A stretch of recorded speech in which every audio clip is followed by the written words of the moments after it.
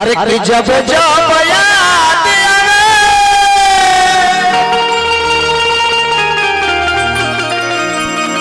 अरे हीरा बाबू के सुरतिया। आज हमने सब लोग उपस्थित बानी घर परिवार के लोग, लेकिन आज हीरा बाबू नजर नहीं खना हुआ। कि जब जब याद आवे अरे हीरा चाचा के सुरतिया।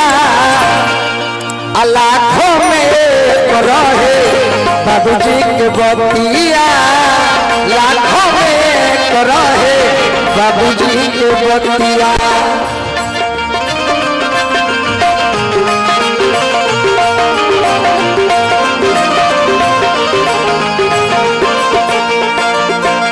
जब जब याद आवे बाबू के सुरतिया। जब जब याद आवे दादा के सुरतिया। प्रिंस बाबा आज दादाजी नहीं थन, बाग बगीचा फुलवारी लगा के गइल बाड़न, हरा भरा बा। ई घर परिवार में कोनो चीज की कमी नहीं है, लेकिन एक चीज की कमी रहुआ खाली कब। आज तो रात का प्रोग्राम बा, रहुआ सवेर पर हित नाता गोतिया परिवार सब अपना अपना घरे चल जाए। आज जवना बाबूजी जवना सेज पर जवना पलंग पर जवना खटिया पर सुतत होई है, वो जगह के रहुआ देखम तो बाबूजी के याद आ जाए। कि जब जब याद आवे अरे हीरा बाबू के सुरतिया। लाखों में एक रहे बाबूजी के बतिया। लाखों में एक रहे बाबूजी के बतिया। होता छोड़ के जाए क्या बात है अशोक भैया।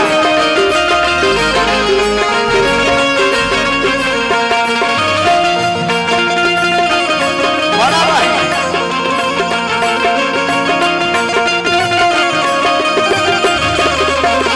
होता छोड़ के जाए परी कमना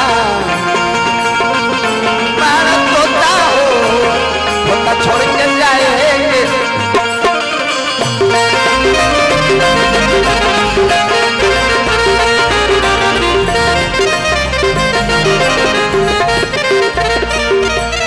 और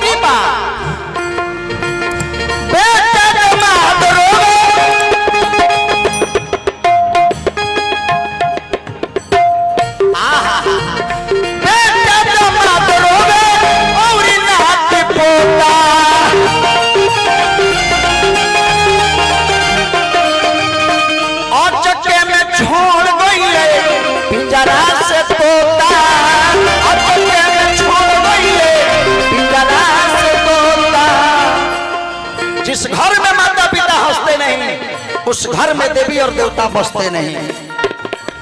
जिस घर में माता पिता रोते हैं उस घर में देवी देवता नहीं होते हैं।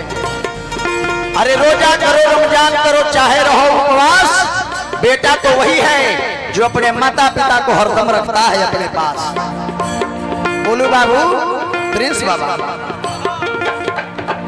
उसे क्या जरूरत है पूजा और पाठ की। उसे क्या जरूरत है पूजा और पाठ की जो जीवन भर सेवा की है माँ और बाप की। कोई माने या ना माने बात पक्की है। माता पिता के डांट में ही बेटा और बेटी की तरक्की है।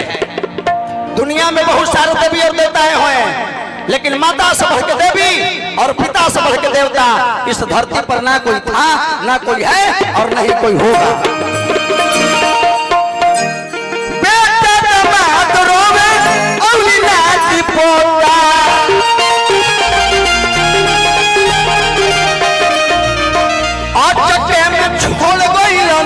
पिंजरा से तोता और में छोड़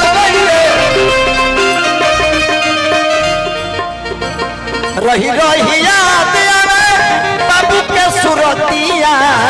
रही रही याद आवे बाबू के सुरतिया। अदिति जी अपने बेटा और बेटी को माता अपने कमर पर रखती है, क्यों नहीं जानती? अपने माता पिता अपने बेटा को कमर पर गोद लेकर रखती है, क्यों?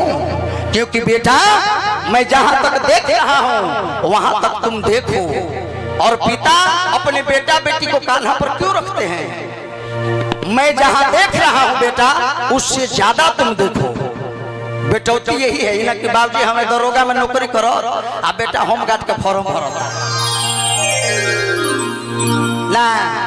बेटा का मतलब यही है कि बाबूजी दरोगा हमें तो बेटा के पढ़ लिख के एसपी होके के चाहिए। एकरा प्रमोशन कहल जाला। आ प्रमोशन का मतलब ये ना हो कि बाबूजी एक बोतल खींचता रहता बेटा 10 बोतल खींच लेगा। इहो प्रमोशन में, लेकिन प्रमोशन में डिमोशन बा।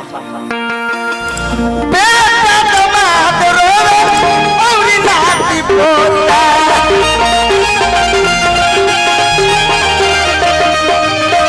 और चक्के में छोड़ गइले पिलरा से तोता।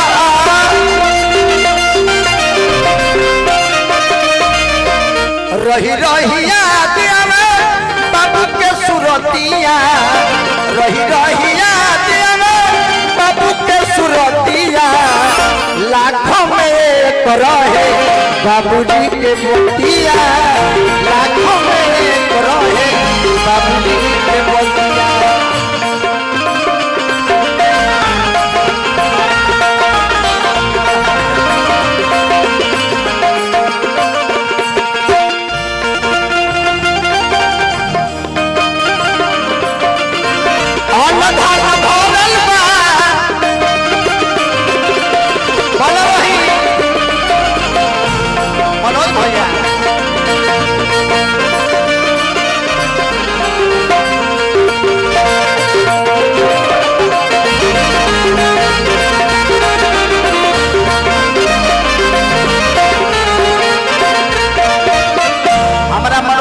हमरा अपना सदैव जीवन में कभी जब से संपर्क भइल माननीय कमलवास कुंवर जी के हम शिष्य बानी, उनका देख रेख में हमने सिखले बानी जे सदैव गार्जियन मनले बानी जीवन में मानव।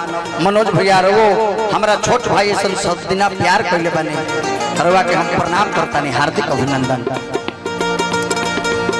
चंद्रमा भैया पिताजी कौना तारीख के डेट कैलन हा?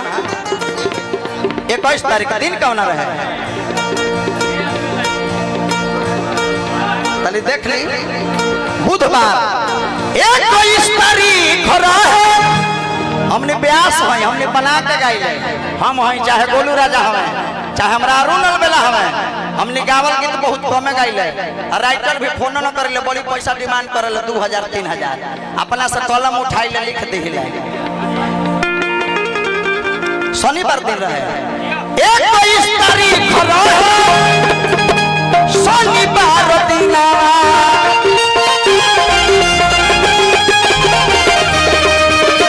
21 तारीख रहे शनिवार दिन।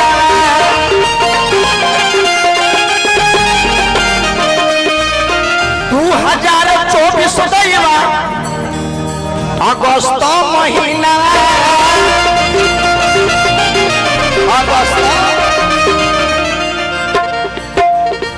आज जवना लोग में गइल बानी चंद्रमा जी के पिताजी, वो लोग सब दोबारा नहीं है। एक दिन सबके जाए के बाद घमंड में मत रहे कि हम टाटा बिरला बानी पानी लंबानी बानी, सबके जाए के गुडू गोलू कहतरे पूछा जगबतिया, गुडू गोलू कहतरे पूछा जगबतिया। चौगुन ले छपरा जिला माटी के चीज चौगुन बजवाई। छपरा जिला में 2 गुण चौगुन, आरा बक्सर बलिया छपरा सिवान गोपालगंज गीत संगीत के नैहर है। अब हमने बरियरी मगध में गोलू भाई उन्हें जाए तो फैल ही गए तोरे नमवा लिखली औकाते आगे बोले दवा से करे जवा में गे जा। लेकिन चौगुन ले ली पहले वो हमारे चेला के गीत हटकुंदन के वायरल हो गए, मुकेश लोथा जी गाते ले कि गोडू गोडू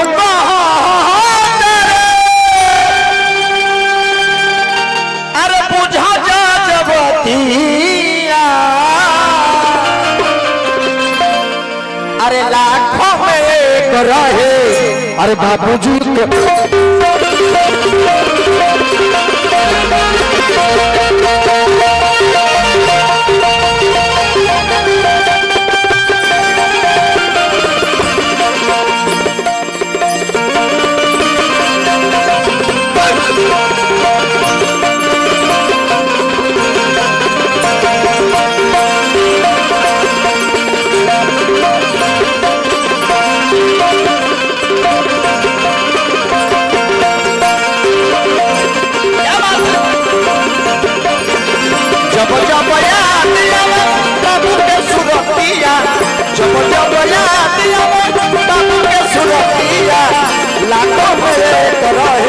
बाबूजी के पतिया लाखों में